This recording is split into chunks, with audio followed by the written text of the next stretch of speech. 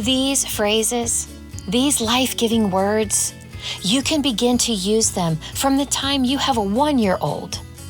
Your words carry so much weight, and they should. Hey, my name is Sarah Short, and I'm a busy mom of 5 kids, and after almost 2 decades of parenting, I'm here to share with you everything I've learned from my triumphs and successes and from my biggest mistakes. Think of me as the mom who's been where you are, remembers how hard, hilarious, and exhausting your days are, and wants to help you navigate your days as a mom with courage and intention, all while fostering amazing relationships with your kids and a home life you love. My Nana once told me, there's no way but through. Turns out she was right, in life and in motherhood. So throw in some headphones and come laugh and cry with me as we talk about all things mom.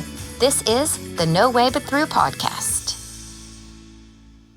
Welcome back into the No Way But Through podcast. I'm your host, Sarah Short, and I am so glad you're with me today as we dive into mom stuff and life stuff, just different ways to continue to become better moms and more intentional moms.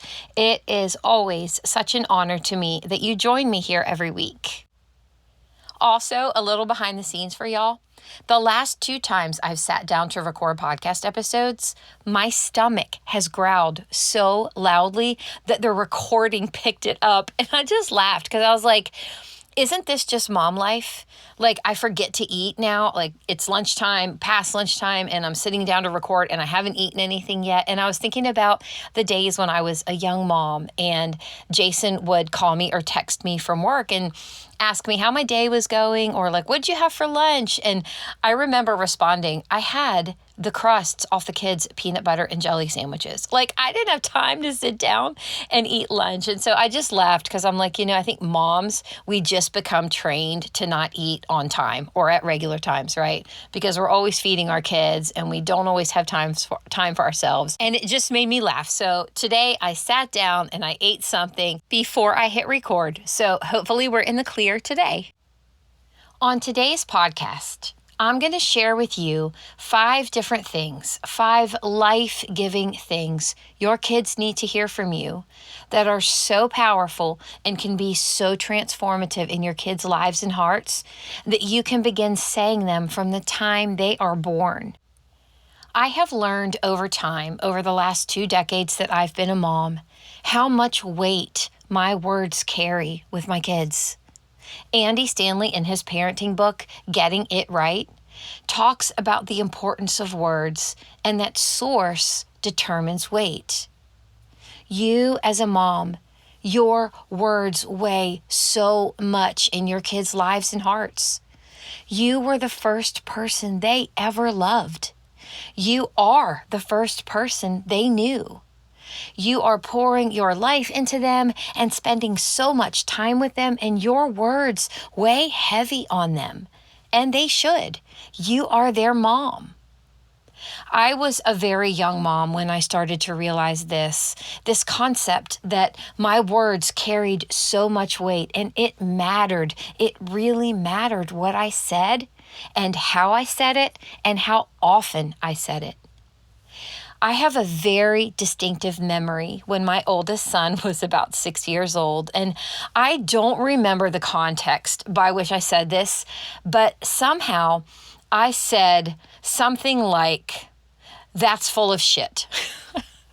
Well, he was in the room and he heard me. And when I tell you he brought that up for like the next 5 or 6 years, I'm not kidding. He would remind me on the regular that I had said shit and that I cussed. We don't do a whole lot of cussing in our house, though I would argue that a timely placed cuss word from time to time has incredible impact, but not in parenting. And it should be reserved for other situations other than when you're around your kids. But I said this and he remembered. He had heard that word before, I'm sure on the playground or in a movie or whatever, but he had never heard this word from his mom. It was memorable and it mattered to him because I said it. That was it.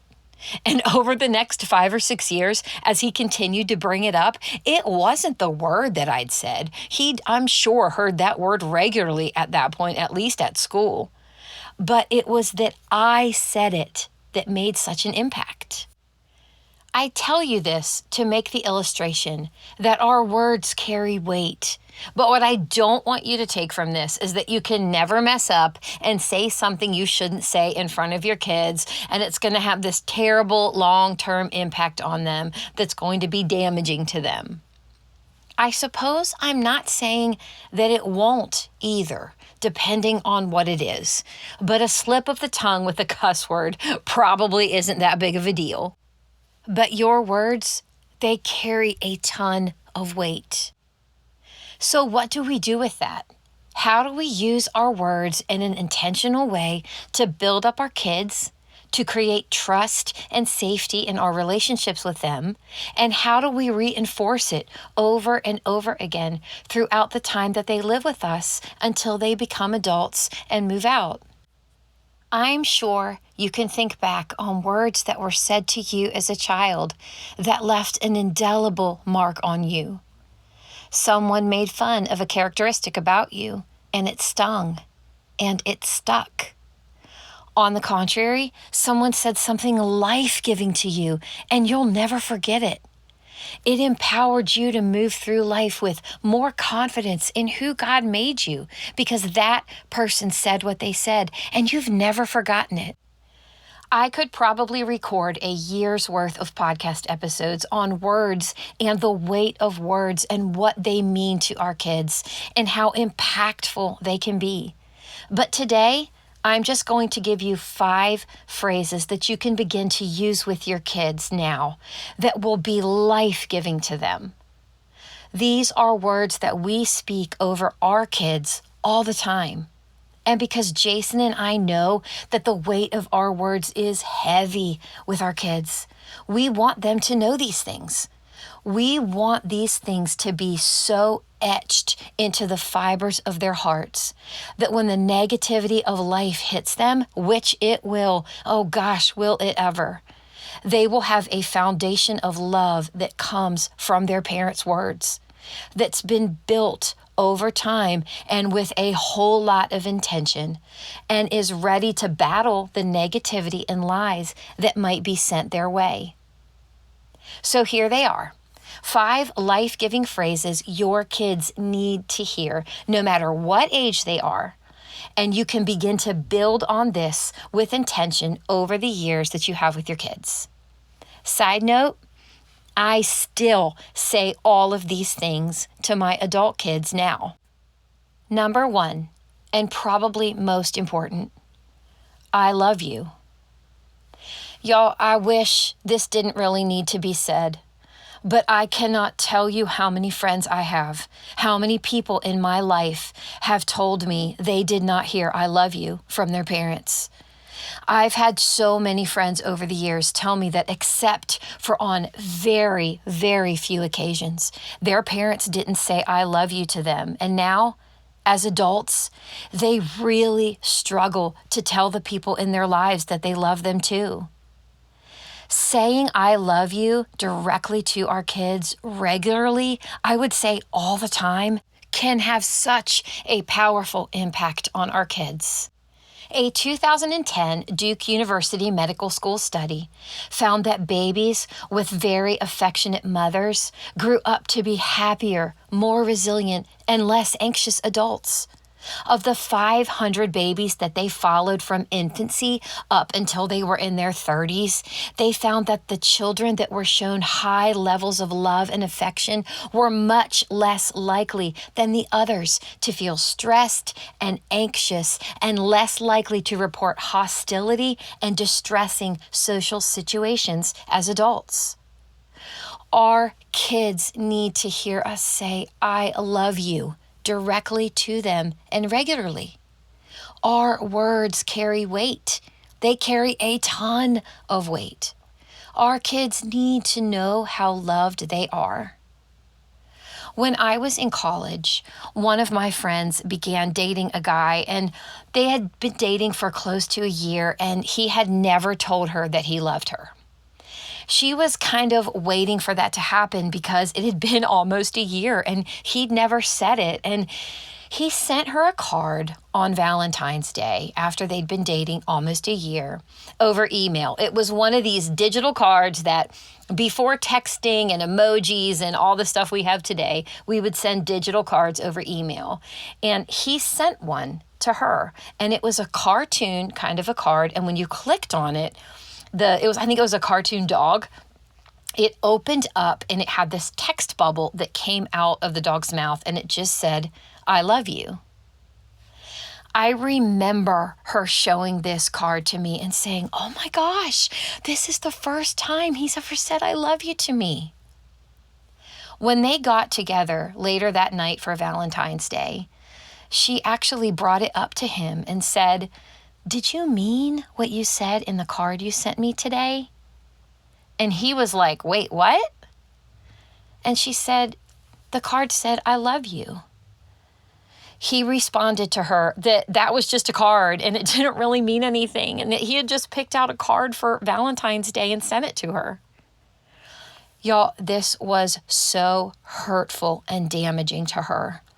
She was actually one of my friends that I grew up with, and I knew that the house where she grew up with, "I love you" was not said very often, and affection was kept at a minimum.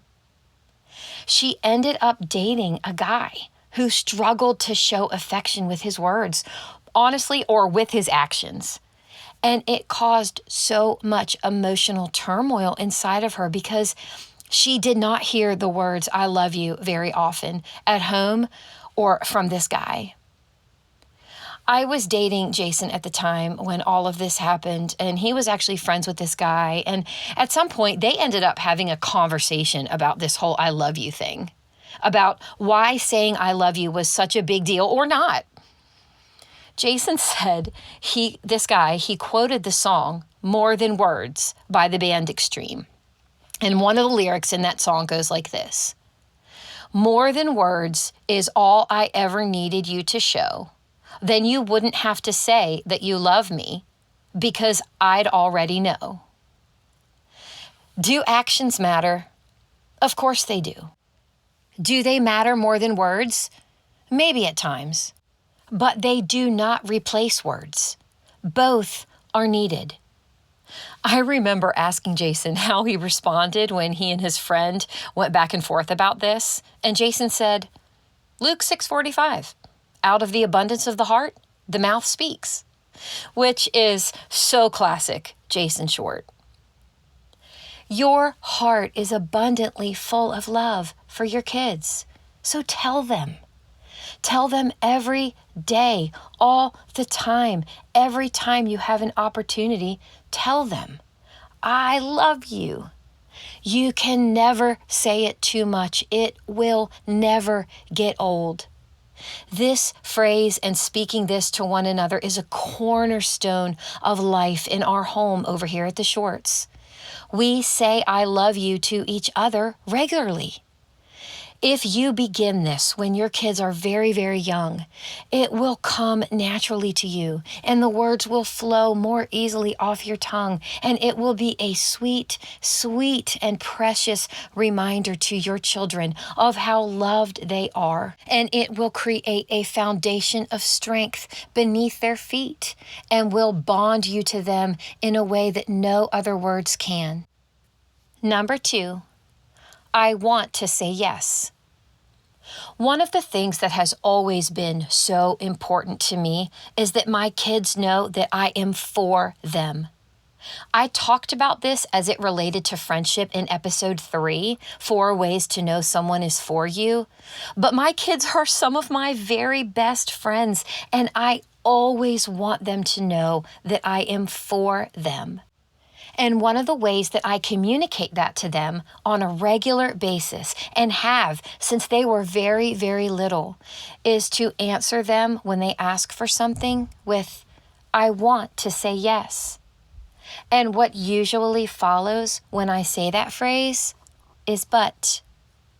But this would not be good for you. But we don't have time today. But you already had ice cream earlier. but Dad already said no. But it's too late tonight. But the doctor said you need to. But I know this is hard. But that isn't wise. But God has tasked me with protecting you.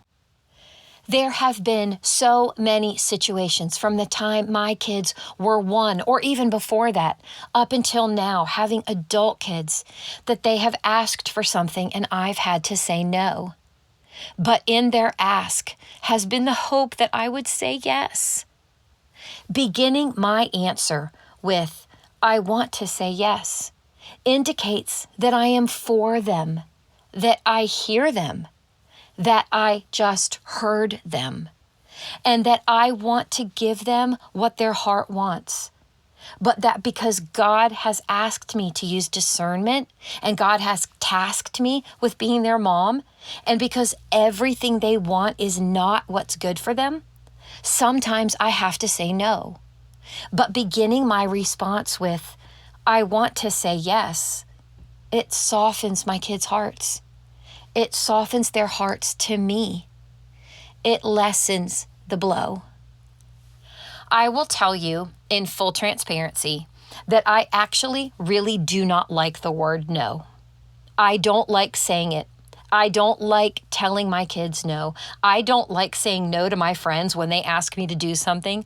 I don't like saying no to things people ask me to do, ways to serve, ways to volunteer, and do almost any personality test on me. Any personality test that I've ever taken, and there's been like some kind of word cloud that summed up me and my personality, and the word yes is almost always on that list of things that describe me. I love to say yes. But as a mother, I have to say no to things. God requires that of me. More than I want to say yes, I want to be a good mother. And the compromise that I have found that allows me to be responsible and truly loving to my kids when I have to say no, because there is love behind that no, right? It's to begin my response with, I want to say yes. Sometimes I will tell my kids, I want to say yes. You know, Mom loves saying yes. I love saying yes to you when you ask me to do or have things. But here is why I'm going to say no. And then I explain it. This is also why I do not use the phrase, because I said so. I heard this phrase almost my entire life growing up as a child, and I never understood it. And I remember wanting to understand, wanting so much to understand the whys behind the no's I was being given, and I rarely, if ever, got them. As an adult, as a mother, I should bear the responsibility of being able to explain it. I should be able to piece together the words that give my kids the whys behind a no. Is it always easy? Of course not. Sometimes I'm like, look, I just need a minute to be able to put my words together to help explain this to you, because it's really important to me that you understand the why behind what I'm saying. But the weight of that, the weight of the explanation, it should rightfully fall on my shoulders, not on my kids' shoulders, to understand without being given any explanation at all. So the phrase, I want to say yes, but this allows my kids to see my heart, that I am for them, and them knowing that I am for them. It matters so much to me. Number 3, you don't have to be good at this. One of the things that you will encounter more and more as your kids get older, for you young mamas that I'm talking to, and then if you're an older mom or dad listening to this, I'm sure you have experienced this in depth.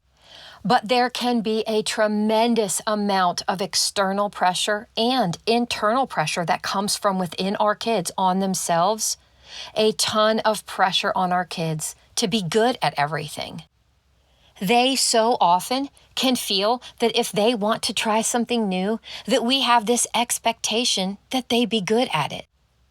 Y'all, I'm just sitting here thinking of sports parents standing just outside a fence, just reaming out their kid or screaming at their kid from the sidelines on a basketball court or hanging over a baseball field at the fence with this ridiculous expectation that their kid perform in some certain kind of way. It's so hard to watch, and Jason and I both reject this with everything in us. You will not find a mom in the stands who is cheering louder for her kids than I am.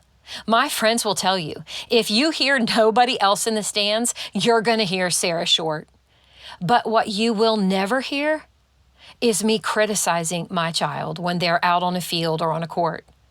When they're playing sports or when they're stepping in to volunteer or serve somewhere, when they're at their grandparents' house playing a game or stepping into anything at all. You will just never hear us criticizing our kids like that. And that's what's front-facing, what other people see.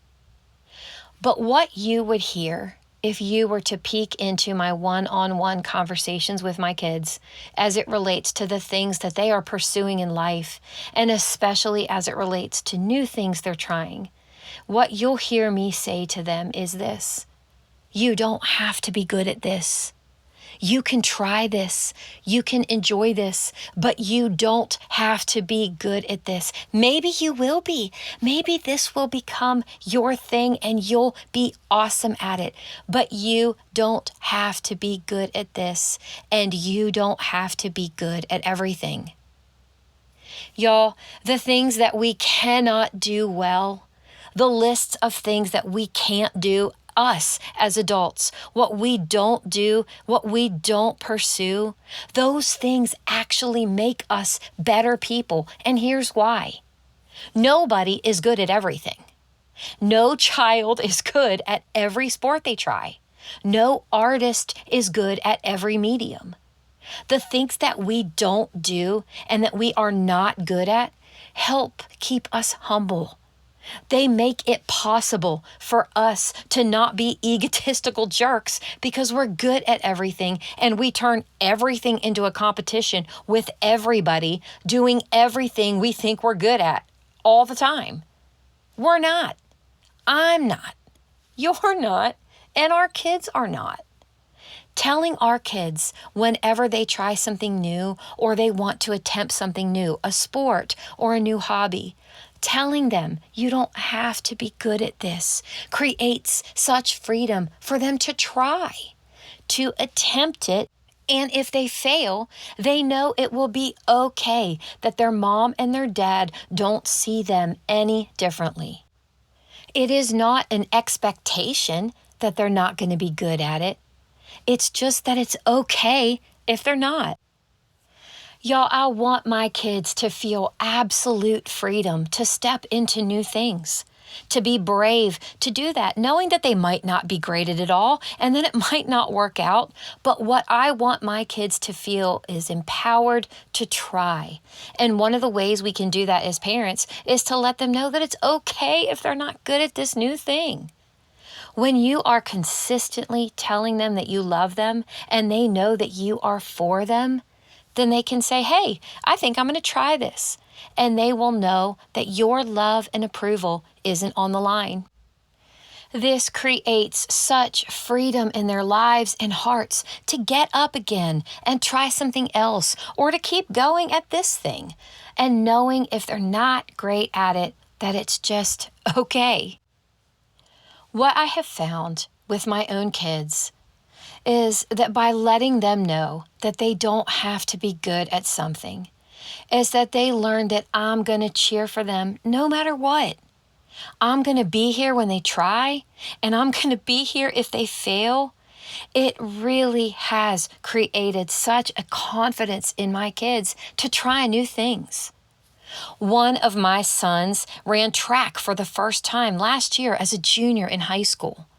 My oldest son, he started his own graphic design business as soon as he graduated. And I remember him telling me, gosh, I don't know if this is going to work out. I don't know if I'm going to be great at this. But I remember saying to him, it's okay if it doesn't. I'm going to cheer for you and we're going to support you. And me and Dad, we're here for you. And it's okay if it doesn't work out. We love that you are trying this. Go get them. Go do it. Your kids are not going to be good at everything they try, and they don't have to be. Your role as a mom or as a dad can be to affirm them if they fail and if it doesn't work out, and to help them know that that changes nothing about the way you feel about them, but that you're going to cheer for them and that you are for them and that you love them and that you'll throw all of your weight and your words behind whatever it is they want to do. But they don't have to be good at everything, and they don't have to be good at this thing.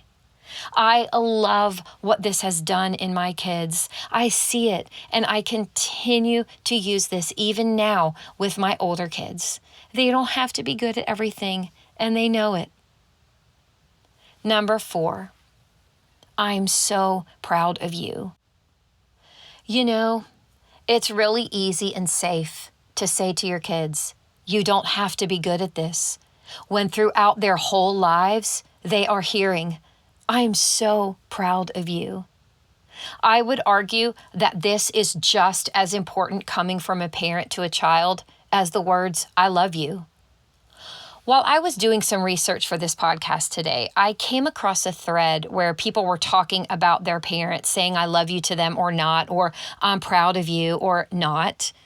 Here's what one of them said. My great-grandfather was still around when I was a kid. I found out after he died that the one and only time he told my grandfather, his son, he loved him, not even that he was proud of him, was on his deathbed at 90-something. My grandfather, at the time, was in his late 60s. Y'all, that is a tragedy. It is. We talk a lot about modeling behavior on this podcast, right? We talk about how we as moms, we get to model for our kids what it looks like to be good humans. We are the best, most consistent examples our kids have in their lives about what it looks like to be good people, what it looks like to be a reflection of Christ's love to others. I want my children to not only know how proud I am of them, consistently and regularly, but I want my children to be able to be that for others. I want my kids to be able to look at their siblings and their friends and their teachers and their parents and all the people God has given them in their lives to love, and to be able to say, I'm so proud of you. That's amazing. You never have to intentionally withhold telling your kids how proud you are of them because you think it's going to puff them up or turn them into snowflakes or turn them into egomaniacs. Telling your kids how proud you are of them does not create egomaniacs. In fact, the most egotistical people I've ever been around and ever known in my almost 50 years on this planet have been the most insecure people I've ever known. Oftentimes, people who didn't hear, I love you, or I am so proud of you from their parents are desperately insecure, and it comes out in that they just cannot praise and encourage others. I've been witness to the tears of my adult friends who have never heard I love you or I'm proud of you from their parents, and now they struggle so much to say that and be that for others. You can never tell your kids I love you or I'm so proud of you too much. You know that baby, the one who finally takes their first stumbling steps towards you sometime around age 1, and you clap and you squeal and you hug them and you tell them how proud you are of them. They need it. You know who needs it just as much? Your 8-year-old, your teenager, Your young adult kid who is stepping out in life and trying to find his or her way on their own. And you know who needs it most of all? Your kid who messed up. The one that you aren't particularly proud of at the moment, but needs the words that you've spoken to them over and over again, and is confident that even in their mistakes, even in their mess-ups, they are confident that you are proud of them. They don't need you to say it even in that moment when you're actually shocked and upset yourself at something they've done. But all those years of telling them that you're proud of them over and over and over again will have built in them the confidence they need to know that they can mess up and they can get up and try again, and that no matter what, their mom is proud of them. Number 5, what you are feeling is real. Here's what's true. This has come to me later on as a parent, and something over the last few years that I've become much better at. But validating our kids' feelings is so critically important. It's important because how they feel is how they feel. You might think it's ridiculous that they're feeling a certain way, but that makes it no less real to them. The way that we can enter into their lives, into their situations with wisdom and empathy and grace is to validate their feelings and tell them that what they're feeling is real, that you see it, you hear it. But then to say, here's what's true. Here is what God says about you. Here is what God's word says about you. Here is what I think of you. Here is what's true about your future. God has a plan for you. You will not always feel this way. It will get better. I know you're hurting right now. You should be hurt. Anyone would be hurt. But let's move forward together. I will help you. Y'all, I did not have this as a child, and I did not have this as a teenager. My feelings were often dismissed as invalid or ridiculous. I never want my kids to feel that or hear that from me. Are there times when my kids are feeling things in situations and their feelings fall totally outside of the realm of my understanding, and I'm like, what is actually happening here? Yes. Sometimes I do not understand why they are feeling the way that they're feeling, but that absolutely does not matter. The way they feel about something is the way they feel. That's real. And I always want to recognize that and affirm that, even if their feelings are irrational or dark or don't make sense at all. One of the things that we aim to do here is to bring the darkness to the light, expose it, name it for what it is, bring it up and bring it out so that we can then shine God's light and truth onto it and move forward together. Validating the way our kids are feeling about something, about anything, about a friendship, about a breakup, about stuff that's happening at school, that's real. That's how they feel. So what do? We recognize it, we affirm them and how they're feeling, and then we face it head on with them. We speak truth into that situation over and over again to combat the lies that are sometimes spinning around in their heads and the internal dialogue that is just not full of truth and that's causing them to feel the way that they feel. Can I just tell you how powerful this has been in my parenting and in our kids' lives? They know I love them because I've told them their whole lives. They know I'm for them because I tell them how proud I am of them. They know they don't have to be good at everything. They don't have to be perfect ever. And they know that I want to say yes, but that I say no when it's good for them. So when I come in with truth to combat how they're feeling that's irrational or shrouded in lies, they know they can trust me. They know they can believe me. And when I anchor what I'm saying to the truth in God's word, then they learn to trust Him more too, which ultimately is what I want. Maybe I won't always be here, but God will. Maybe they won't always be able to reach me, or maybe they won't want to in some situations. But what I want for them is to know that I was a reflection, just a broken reflection of the love that God has for them. He loves them. He is proud of them. He made them good at some things and not good at others. And He wants to give them the desires of their hearts and say yes when it aligns with His good will for them. These phrases, these life-giving words, you can begin to use them from the time you have a 1-year-old. Your words carry so much weight, and they should. I think back a lot to the times when each of my 5 children were placed in my arms. I could not wait to call my family and our friends and tell them about our brand new baby, his or her name, what his or her hair was like, and how proud we were as parents. At that point, our child had done nothing for us. They were simply ours. I would have given my life for any of my children in that moment, and I'd still give my life for them now.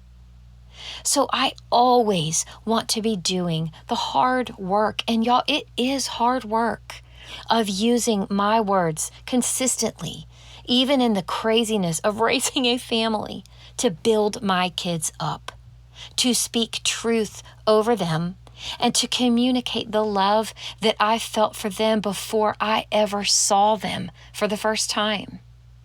And I want this for you and for your kids. You're going to mess up. You're going to say things to your kids you don't mean, just like I have. But you have such a gift as a mom to fill their lives and hearts with good words, words that carry a ton of weight because they come from you. Words that are life-giving to them. And what this will do in them is it will make them comfortable and familiar with these words and what it looks like to use their own words to be life-giving to someone else. Isn't that what we want? To send our kids out into the world who know how to speak life-giving words to others? I know that's what I want, y'all. I want this for me, and I want this for you. See y'all next time. You've just listened to another episode of the No Way But Through podcast. If you want to connect with other like-minded moms and join our growing online community, head on over to Instagram and follow along with us at No Way But Through. You can always reach me over there throughout the week. And if you'd like to financially support this podcast, there's a link at the bottom of every episode where you can do just that.